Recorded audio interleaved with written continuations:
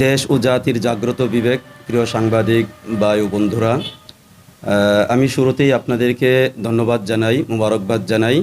আমাদের আহ্বানে আজকে এই সংবাদ সম্মেলনে আপনারা উপস্থিত হয়েছেন, এই জন্য আমার পক্ষ থেকে এবং আমার দল ইসলামী আন্দোলন বাংলাদেশ ঢাকা ২ নির্বাচনী আসনের পক্ষ থেকে আপনাদেরকে সংগ্রামী অভিনন্দন, সংগ্রামী মোবারকবাদ জানাচ্ছি। আজকে আমরা স্পেশালি একটা বিষয়ের উপরেই আমাদের মূল আলোচনা, সেটা হচ্ছে বাংলাদেশে যে নির্বাচন অনুষ্ঠিত হচ্ছে, এই নির্বাচনে অংশগ্রহণ করছে বাংলাদেশ জামাত ইসলামী। এই জামাত ইসলামীর পক্ষ থেকে সারা দেশেই কম বেশি অপপ্রচার হচ্ছে ইসলামী আন্দোলন বাংলাদেশের নামে। বিশেষ করে ঢাকা ২ নির্বাচনী আসনে আমাদের এই কেরানীগঞ্জের ৭টা ইউনিয়ন এবং সাভারের ৩টা ইউনিয়ন নিয়ে যে আমাদের ঢাকা ২ নির্বাচনী আসন গঠিত, এই নির্বাচনী আসনে বিগত ৪ দিন ৫ দিন যাবৎ আমরা খুব বেশি অত্যন্ত পরিতাপের সাথে লক্ষ্য করছি যে আমাদের কর্মীরা যখন মাঠ পর্যায়ে লিফলেট বিতরণের জন্য, ভোট চাওয়ার জন্য, আমাদের মহিলা কর্মীরা, পুরুষ কর্মীরা এলাকা এলাকায় যখন ক্যাম্পেইন করছেন, তখন সব শ্রেণীর জনগণের কাছ থেকে একটা কথা খুব বেশি আসছে যে হাত পাখা তো বসে পড়ছে, আমরা শুনছি। আবার কেউ কেউ স্পষ্টভাবেই বলে, আমাদেরকে তো বলা হয়েছে হাত পাখা এখন মাঠে আছে, 10 তারিখের পরে যখন প্রচারণা বন্ধ হয়ে যাবে ওই সময় আনুষ্ঠানিকভাবে অফিসিয়ালি ঘোষণা দিয়ে ঢাকা ২ আসন থেকে হাত পাখা বসে যাবে। আবার কেউ কেউ বলেন যে হাত পাখা দাঁড়িপাল্লা 11 দলের জোটেই আছে, এই আসন থেকে হাত পাখা প্রার্থী না, এই আসন থেকে দাঁড়িপাল্লা প্রার্থী। এটা যারা একদম অজপরা গ্রামের সাধারণ মানুষ, যারা খেটে খাওয়া মানুষ, যারা সোশ্যাল মিডিয়ার সাথে সম্পৃক্ত না, তাদেরকে এই কোনো কোনো লোকদের মুখ থেকে আমরা এই কথাও শুনছি যে জামাত ইসলামের ভাইরা যারা ভোট চান, ক্যাম্পেইন করেন, তারা এই ধরনের কথাবার্তা তারা বলছেন। তো যখন আমরা বিগত 4 দিন 5 দিন যাবতই এই ধরনের নিউজগুলো আসতেছিল, তো আমরা দেখলাম যে আসলে এটা তো আমাদের জন্য খুব বড় ধরনের অপপ্রচার। এটা ইসলামী আন্দোলন বাংলাদেশ, আপনারা সবাই জানেন, 1987 সালের পর থেকে, জন্মলগ্ন থেকেই তার নিজস্ব স্বকীয়া থেকে ধারণ করেই আমরা আমাদের রাজনীতি করে আসছি। জোট ফোটের কোনো রাজনীতিতে আমরা কখনোই খুব বেশি বিশ্বাসী ছিলাম না। আমরা নির্বাচনমুখী দল। ইসলামী আন্দোলন বাংলাদেশ তার আদর্শের উপরে অটল এবং অবিচল থেকেই তারা রাজনীতি করছে। এবং আমাদের সর্বোপরি আমাদের মূল স্লোগান হচ্ছে ইসলামী শরিয়ার বাইরে আমাদের কোনো রাজনীতি নাই। ইসলামী আইন বাস্তবায়ন ব্যতীত জনগণের কাছে আমাদের এলাকার অবকাঠামোর উন্নয়ন এগুলো তো থাকবেই, কিন্তু অফিসিয়ালি জনগণের কাছে আমাদের মূল মেসেজ হচ্ছে ইসলামী শরিয়ার ভিত্তিতে আমরা যদি ক্ষমতায় যাই তাহলে রাষ্ট্র পরিচালিত হবে, পরিচালনা করবো ইনশাআল্লাহ। তো যেখানে জামাত ইসলাম প্রকাশ্যেই অস্বীকার করেছে, ইসলামী শরিয়াকে প্রত্যাখ্যান করেছে, তারপরে জামাত ইসলামের এখনকার যে রাজনীতি আমরা দেখছি, তারা কখনো আমেরিকার সাথে গোপনে মিটিং করে, ভারতের সাথে গোপনে মিটিং করে, এই মিটিংগুলো করার পর থেকেই তারা ইসলামী শরীয়তকে সম্পূর্ণভাবে অস্বীকার করেছে, প্রত্যাখ্যান করেছে।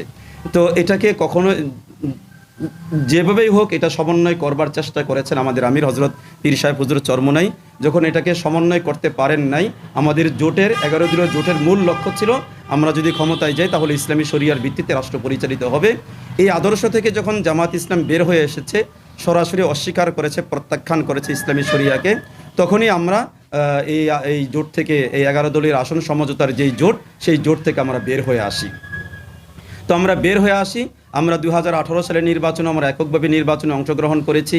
আমরা আজকে 2026-এর 12ই ফেব্রুয়ারি যে নির্বাচন, সেই নির্বাচনেও আমরা এককভাবে সারা বাংলাদেশের 268টা আসনে আমরা নির্বাচনে অংশগ্রহণ করছি। এবং তুমুল সম্ভাবনাময় একটি আসন হচ্ছে আমাদের ঢাকা 2 নির্বাচনী আসন। এই আসনে আমরা শুরুতেই ব্যাপকভাবে নির্বাচনী কার্যক্রম, আমাদের নেতাকর্মীরা দিনরাত পরিশ্রম করে নির্বাচনী মাঠে রয়েছেন, আমরা নির্বাচনের মাঠে রয়েছি, জনগণের কাছ থেকে ব্যাপক সাড়া পাচ্ছি।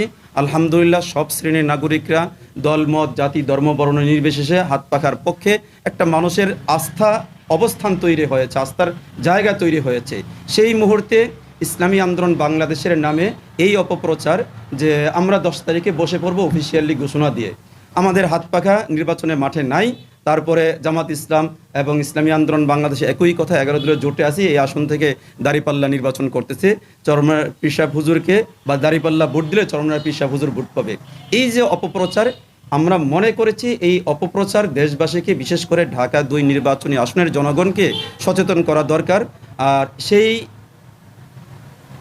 চাহিদা থেকেই, সেই প্রত্যাশা থেকেই আপনাদেরকে আমরা আহ্বান করেছি যে আমাদের সুস্পষ্ট বক্তব্য যে ইসলামী আন্দোলন বাংলাদেশ কোনো লোভ টোপ অথবা কোনো হুমকি দমকি সব রকমের প্রতিকূল পরিস্থিতিকে উপেক্ষা করে আর মোকাবেলা করেই তার জন্মলগ্ন থেকেই ৮৭ সালের পর থেকে এই পর্যন্ত রাজনীতি করে আসছি।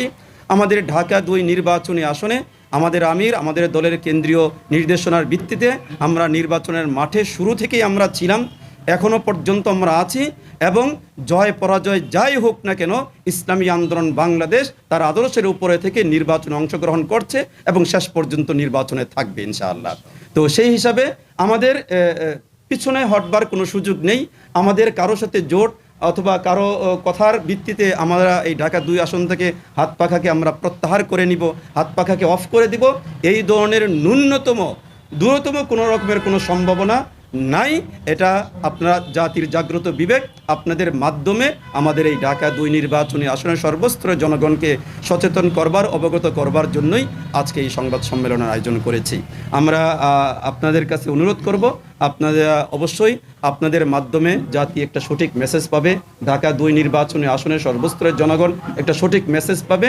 এই মেসেজ যেন একটা উৎসবমুখর পরিবেশে ত্রয়োদশ জাতীয় সংসদ নির্বাচনের যে আয়োজন করছে বর্তমান অন্তর্বর্তীকালীন সরকার, এই নির্বাচন যাতে করে ফলপ্রসূ হয়, সফল হয় এবং সুন্দরভাবে যাতে করে আমরা নির্বাচন সম্পন্ন করতে পারি, এই ব্যাপারে আমরা আপনাদের সকলের সহযোগিতা চাচ্ছি।